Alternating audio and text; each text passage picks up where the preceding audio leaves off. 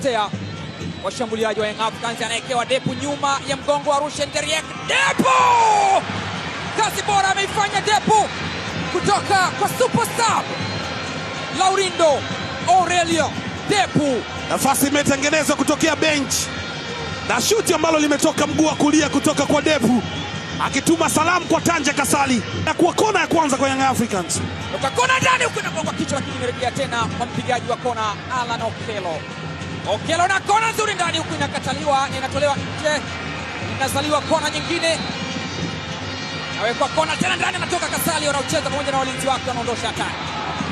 Wamefagia lakini bado taka zingali kwenye kibaraza cha Simba. Pacoma anaweka cross!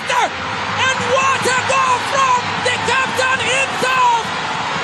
Bakari Nondo Mwamnyeto! Inafahamika siku zote, lakini nyundo ni Bakari Nondo Mwamnyeto, na ni nyundo inayogongelea msumari katika nyoyo za wekundu wa Msimbazi Simba.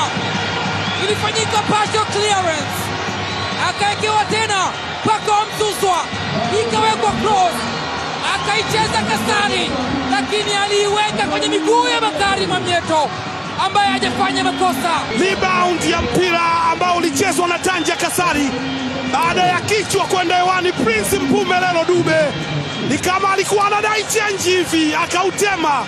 Captain mchezo wake wa 10 na bao lake la kwanza kwenye